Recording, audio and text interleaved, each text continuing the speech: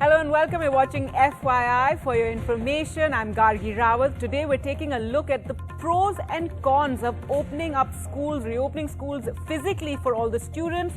Now, while several states have started physical classes for senior students, there's still no decision on reopening schools for all the classes. Vaccines for teenagers in India may only be available in September, if that's what we've been told so far. Delhi Deputy Chief Minister Manish Sisodia has invited suggestions from all stakeholders, including parents and teachers, over the reopening of educational institutes in the city, including colleges. Rajasthan was one of the states where they announced they would open schools on the 2nd of August, but now they're going to revisit that decision after there was immense criticism from parents and others. But then there are many experts, doctors, teachers who feel that this cannot wait any longer. Too many children have just lost too much time. The Lancet COVID Commission India Task Force noted that only 24% of Indian households have access to internet facilities.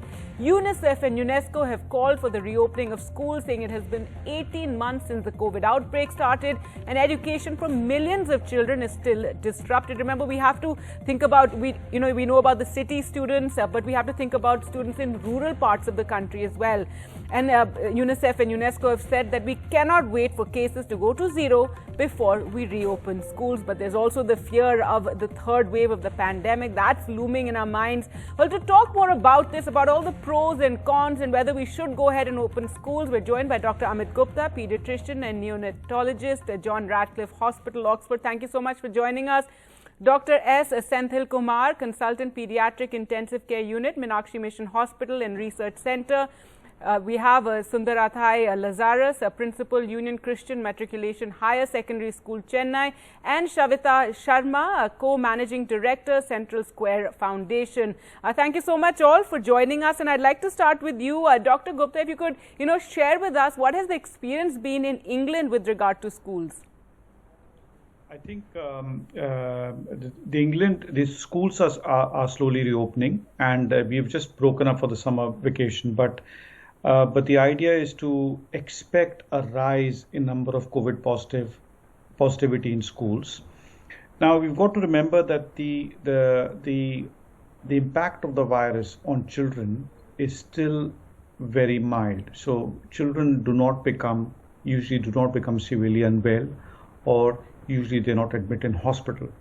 So with the vaccination status in society being very high, 70% plus, both two jabs have been taken by most of the people, what you then have is an expected circulation of the virus within the schools, but the impact of that on the rest of the population is likely to be limited. So that's because all children by themselves are at low risk for falling ill, but they can be high risk for spreading the virus to adults. So the way you protect adults, at least in the UK we've done, is they have vaccinated a large number of people. So if you have a highly vaccinated population, then opening schools becomes easier. It's different when you have a vaccinated population which is lower, in which case children will and can act as reservoirs of infection and can spread it to adults. So I'll just reiterate, the risk of a child becoming unwell because the virus still remains very low. The whole business about opening schools is actually the risk to the rest of the adult population. That's where the risk lies. Absolutely. Dr. Senthil Kumar, your views on this, because, Dr. Gupta is talking about a very highly vaccinated population, which currently in India, we don't have that. But we're also losing out on, it's been 16 months, children haven't gone to school. We're hearing all kinds of reports about the impact it's having on younger children. What is your view? Should we now just go? We can't wait for cases to just go down to zero. Yeah, definitely. I too agree with the views of Dr. Amit at the first hand. And when compared to the UK, the scenario in India is entirely different. Our vaccination coverage is almost 8% for 2 jabs. So we can't look at the other Western countries and emulate their strategies here. But at the same time, we can't wait for the ideal scenario also, like right. To open the schools. We can't wait for the entire children to get vaccinated before they enter the schools. and we should have a practical approach, but that has to be scientific also. The recent zero prevalence survey has already shown that more than 50% of children have been exposed to the virus by now. So this shows even though the schools were kept shut down, children have been exposed by other means. So they have more than 50% already been infected with the virus somehow. So I think it's high time that we reopen the schools at least in a phased manner, starting from higher grades. And that at has the same kind time, of begun in some areas, yes, but this yes, this push to that open is the all best schools, approach. feedback is being asked for currently from parents. What about parents' fear that if the child does get COVID, there's long COVID as well, we don't know everything about that yet, the impact it would have on children? Yeah, again, I would take a word from Dr. Amit. As he rightly pointed out, when we compare adults and children, the children as a population group have very mild symptoms. So most of the times it's like a common cold. They don't get into the severe category at all. So I think the fear factor is being too much attached to the pediatric population. I think we have to come out of that. And as pediatricians, we are sure that even if these children get infected with the COVID, their symptoms are going to be very minimal, very mild to moderate, and they are not going to get into the severe category at all.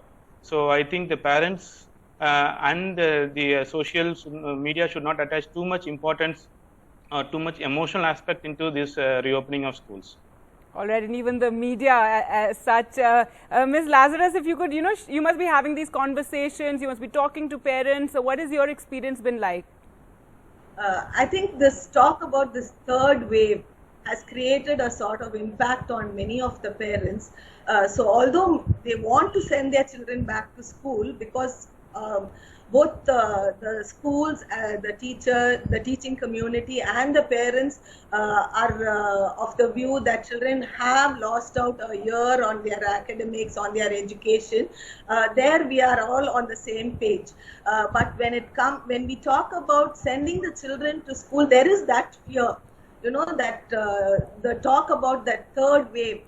Yes, ma'am, and I think that again, it was very unfortunate. It got very sensationalized. I know, even we in the media initially, we spoke to doctors, and there was some sort of logic that the first wave affected elders, the second wave affected, the middle-aged people. So I don't know, from there, the conclusion from where it emerged that the third wave would affect children, and now everybody's saying this is not true. All of you experts are saying this is not true, but unfortunately, the damage has been done. You're right.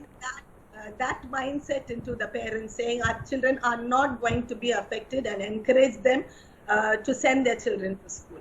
I think that has to be done. That fear factor has to be taken away.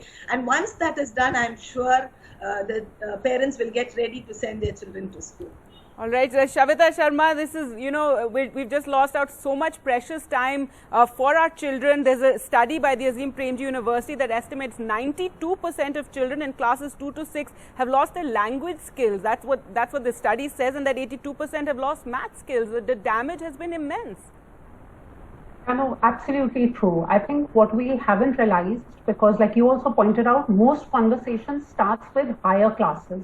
What we don't realize is in elementary classes, when children are at the start of their education and learning journey, then what is being lost in 18 months cannot be made up in the next 18, right? For children's mental development, not just cognitive, just mental, emotional, psychological development, the structure of coming to school, learning in a classroom with teachers, with friends is very, very critical. It's not just cognitive, but also their life skill development.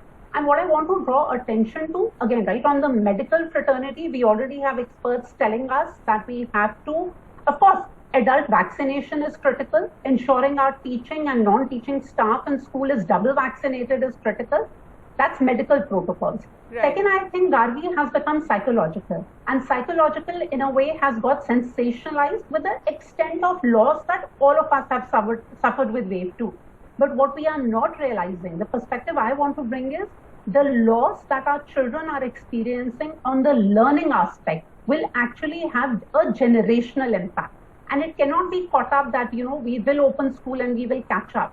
That is not the solution. This will require a multi-year strategy. And to begin with, we have to start getting our children in school. It should be done in a staggered manner. Nobody is seeking to go back to a FEP 2020 classroom, right? All children in school all the time. But the minimum we know we need right now, and I specifically want to impress upon the need for elementary classes, for every child at least once a week to have a two-way interaction with the teacher. Whether classes come on a roster, it gets staggered, and some combination of at-home learning, in-community learning, but the physical meet with the teacher is so critical, and I do want to impress upon that it has to not just be for senior grades. We cannot ignore the impact on an entire generation from a learning loss perspective here. No, absolutely. Dr. Gupta, so in this situation, do we need like strong political will? Because like I said at the start, Rajasthan had announced they'd open schools and lots of parents protested. There was some organization, they tweeted, they did whatnot, and now they've gone back and said, okay, we'll discuss it further. But we need to have, a strong decision, creativity, and also be very alert to any cases breaking out or, constantly checking, testing the students and teachers, etc., isn't it? I think you've hit it on the nail. I must say that I was, a lot of the experts were quite despondent as how the third wave was linked with kids. I've been on Twitter and other channels saying, look, that was an absolutely wrong thing. There was no evidence anywhere. And there you had everybody jumping up and down and opening up new pediatric intensive care units on the back of it. I think that has scared, right. Yes. And that has scared parents to the hilt, and I don't blame them. So that damage has to be undone, and I think it has to be done through persuasion and bringing evidence to the parents groups and saying, look, this is not something, and there is worldwide evidence available. It's not just India, it's from the UK, the US, and Europe. So that's number one, that dispelling of that myth and fear about the children becoming very unwell. That's number one. I think the second thing we've got to also talk about, when we talk about vaccination, and we quote a number of 7 or 8% for India, that's very unequally distributed. If you look at urban areas, I think the vaccination rates are much higher.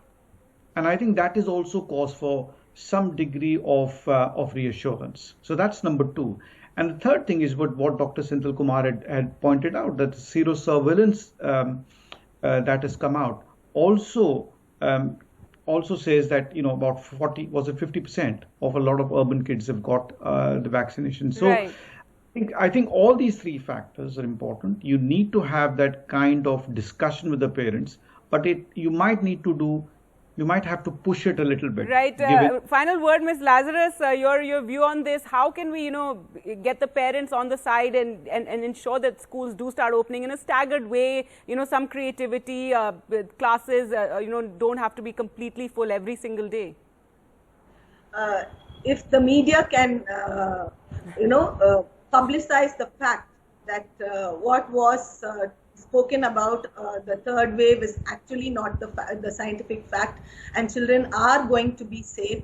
And if we can constantly, keep talking about that, and I think teachers and the principals and all those connected with education, if we can continuously keep telling the parents whom we meet that this is not going to happen, children are going to be safe, I think this continuous conversation between people is going to push away the fear that the parents have, and they will start getting ready to send their children to school. All right, and that's something very necessary, as we've already seen some of the figures in terms of the damage that has been done to children. Shavita Sharma, last word from you. I think on behalf of all civil society and non-government organizations working on education, what our country needs is to right now focus on rebuilding our education system. And the first starting point has to be able to get our children back to school, following all protocols in a safe manner. But the loss of the last year and a half will take us a few years. And the first step has to be taken now. So let's all right, the first step has to be taken now. It's already our children have been set back so much, and we just have to now get on it and get them back into schools. Thank you so much all for joining me on the program today. Time for us to slip into a short break. On the other side, some frequently asked questions about COVID, about vaccines. Stay with us.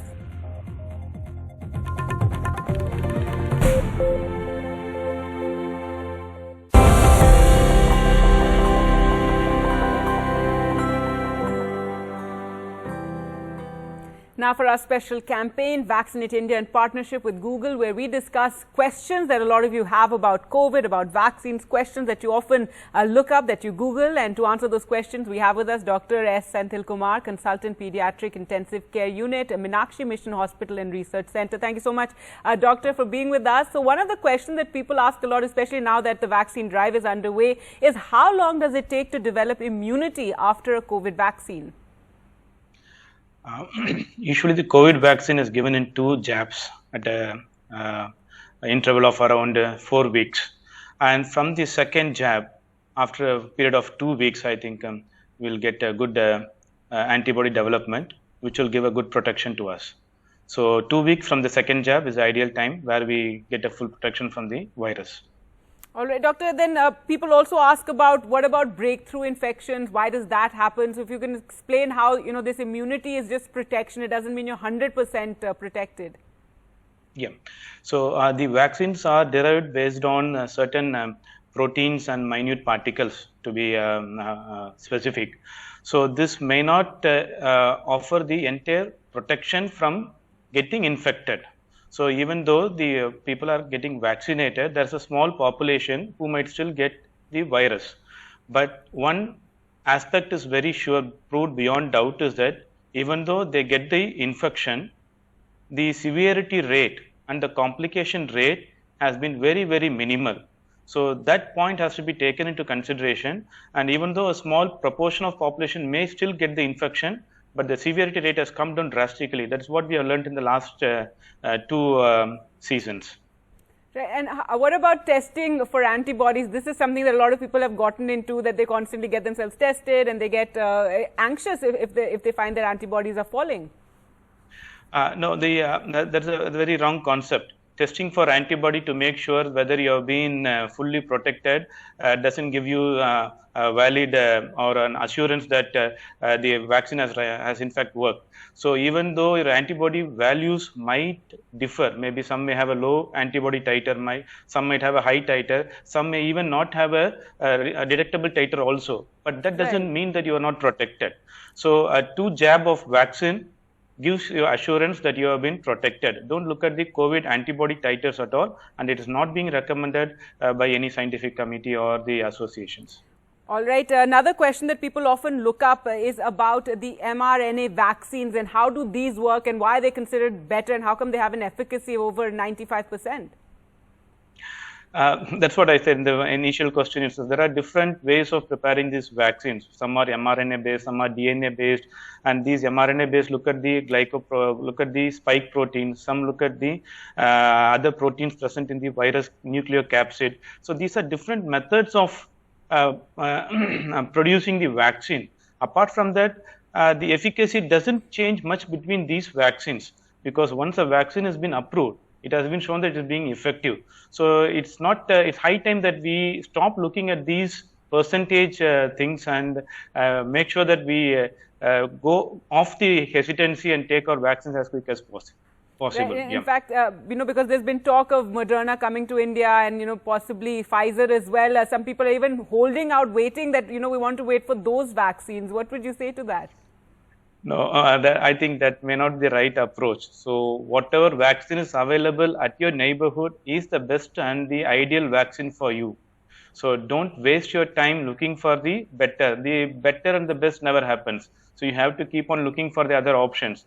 So the vaccine which is available right next to you is the best vaccine for you at this point of time. So keep as simple as that and get vaccinated as quick as possible. All right, get vaccinated as quickly as possible. Thank you so much, Dr. Senthil Kumar, for answering those questions for us. Thank you. Thank you.